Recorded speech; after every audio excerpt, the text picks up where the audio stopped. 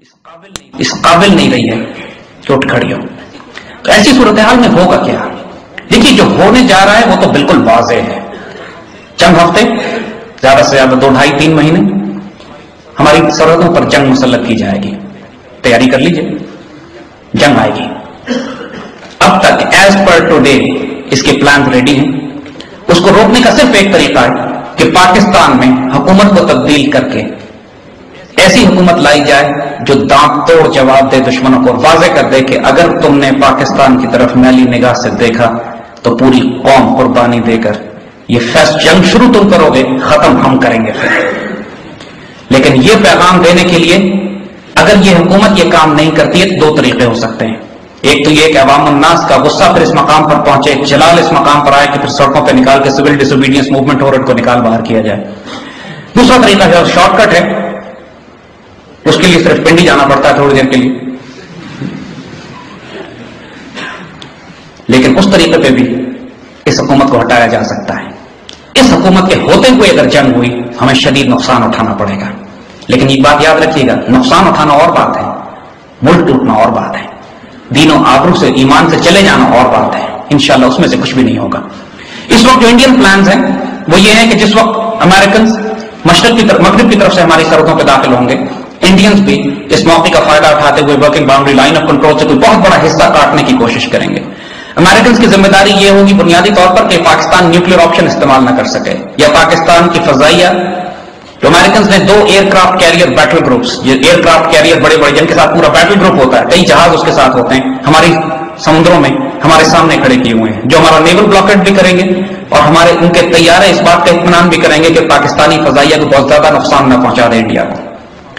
اس صورتحال میں ہمارے پاس کیا آپشن رہ جاتا ہے، جسے بات عرض کی واضح کر رہے ہیں ہم آپ کے سامنے آج پہلی دفعہ کہ اس آنے والی جنگ میں اگر آج کے حالات رہے جیسے اس وقت ہیں، قوم کارگل کی جنگ میں قوم فوج کے ساتھ نہیں تھی. جو کارگل کی جنگ میں ہوا تھا بے درخ قربانیاں دی گئی میدان جنگ پہ، سیاستدان ایک طرف تھے، میڈیا ایک طرف تھا، قوم کو معلوم ہی نہیں تھا کہ شمال کے پہاڑوں میں کیا جنگ ہو رہی ہے.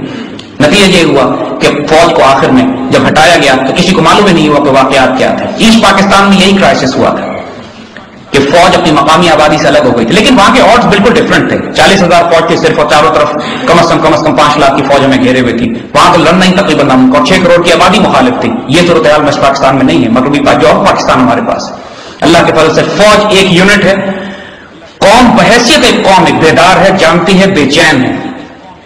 ہم نے چوٹ ضرور پڑی ہے، ہم تھوڑا سو بھی گئے، غافل بھی ہو گئے، مرے نہیں ہیں اللہ کے فضل سے، اور وہی چنگاری اس قوم میں موجود ہے. ہمارے حکمران ضرور ناپاک ہیں، ہمارے میڈیا میں ضرور لوگ بکے ہوئے ہیں، ہم ڈپلومیسی بالکل نہیں کر رہے ہیں، معاشی طور پہ بھی کمزور ہیں، لیکن اللہ کے فضل سے مری ہوئی قوم نہیں ہے. جغرافیہ ہمارا موجود ہے اور یہ انٹیکٹ رہے گا. اگر شروع میں مار پڑ بھی جائے، مار پڑنے کا مطلب ہو سکتا ہے کہ ہمارے شہروں میں یہ بامیں کریں، ہو سکتا ہے کہ ہمیں سرحدوں میں کچھ علاقے چھوڑنے پڑے، ہو سکتا ہے کہ ہمیں پیچھے ہٹنا پڑے کچھ علاقوں میں، کیونکہ پریشر بہت شدید ہوگا 2 طرف سے.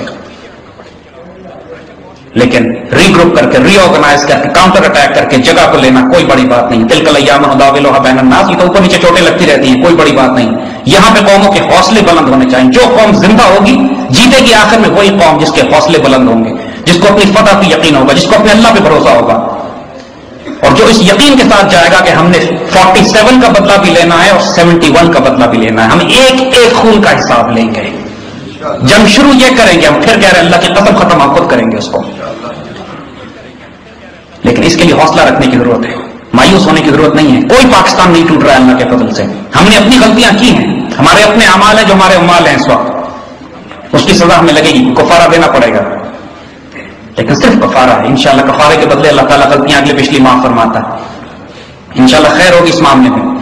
اس وقت اللہ کے فضل سے اگر ٹیکنالوجی کمپیرزن کریں تو Pakistan air force Indian air force سے کمزور ہے.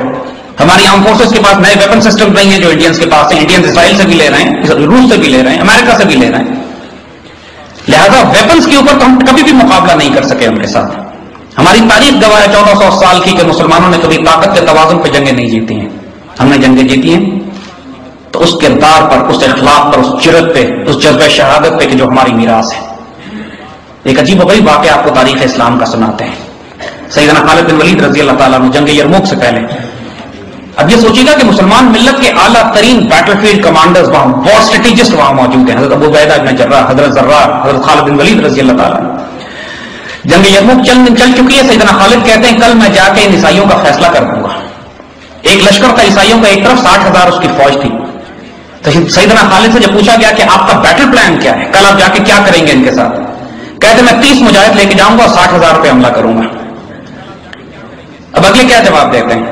خالد آپ کا پلان ٹھیک نہیں ہے، اس کو ٹھیک کریں. خالد نے ٹھیک ہے مشورہ دیجیے. کہتے 30 کم ہے 60 لے جائیے. اور یہ امت کے اعلیٰ ترین اسٹریٹجسٹ ہیں نعوذ باللہ. یہ کوئی ایسی بات نہیں کر رہے تھے، کچھ تھا ان کے پاس جس کے تحت یہ بات ہو رہی تھی. اور پھر اگلے دن تاریخ نے دیکھا کہ 60 مجاہدین نے 60,000 کے لشکر کو پیچھے ہٹایا. تاریخ میں ایسی واقعات مثالیں نہیں ملتی. ہم انہی کی اولادیں ہیں اللہ کے فضل سے. ہمارے نام بھی طالع، خالد، ٹیپو اور صلاح الدین ہیں. وہی ورثہ وہی میراث ہمارے پاس ہے. اور اللہ کے فضل سے انشاءاللہ ہم اپنے آباء و اجداد کی انہیں روایتوں کو دوبارہ زندہ کر کے دکھائیں گے انشاءاللہ. یہ پاکستان اللہ کی امان میں ہے.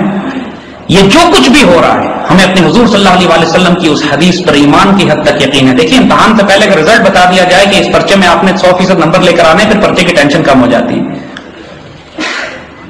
ہم آپ کو اس جنگ کا نتیجہ پہلے حضور صلی اللہ علیہ وسلم کی حدیث مبارکہ کی روشنی میں بتا دیتے ہیں کہ یہ غزوہ ہند کا آغاز ہوگا اور غزوہ ہند کا انجام ہندوستان کے مسلمانوں کے دوبارہ غلبے میں آنے پہ ہوگا. یہ حضور کی حدیث ہے. جس طرح قسطنطنیہ کی حدیث جس پر مسلمان 900 سال تک اپنی ملٹری کیمپینز بلڈ کرتے رہے، لتفتحن القسطنطنیہ فنعم الامیر امیرھا ونعم الجیش ذلک الجیش. حضرت عمر رضی اللہ تعالیٰ عنہ کے دور سے لے کر سلطان محمد فاتح تک 1453 میں قسطنطنیہ پر مسلسل حملے کیے جاتے رہے اسے ایک حدیث شریف کو پورا کرنے کے لیے کہ قسطنطنیہ لازماً فتح ہوگا، تو وہ فوج بھی جنتی ہوگی، اس کا امیر بھی جنتی ہوگا. اور دوسری حدیث حضور صلی اللہ علیہ وسلم نے غزوہ ہند کے حوالے سے فرمائی ہے کہ یہ فوج جو کیپچر کرے گی انڈیا کو، پھر یہ پلٹ کے جائے گی اسرائیل کے خلاف فلسطین میں. اور یہ ہونا باقی ہے، بھی ہوا نہیں ہے. اور انشاءاللہ اس جنگ کے شہداء افضل الشہداء ہیں اور اس جنگ کے غازی اعلیٰ ترین غازی ہیں. اللہ نے یہ نصیب پاکستانی قوم کے حق میں رکھا. اپنے نصیب کو ضائع نہ کیجیے گا. ہم نے غلطیاں کی ہیں لیکن یہ توبہ اور استغفار کا وقت بھی ہے اور جرأت و دلیری کا بھی. اللہ سے دعا کیجیے. جنگ طلب نہیں کرنی چاہیے لیکن جب وہ آ جائے تو پیٹ بھی نہیں دکھانی ہمیں. اللہ کی امان اور عافیت میں رہیں انشاءاللہ. اللہ پاکستان کا حامی و ناصر ہو. السلام علیکم و رحمۃ اللہ.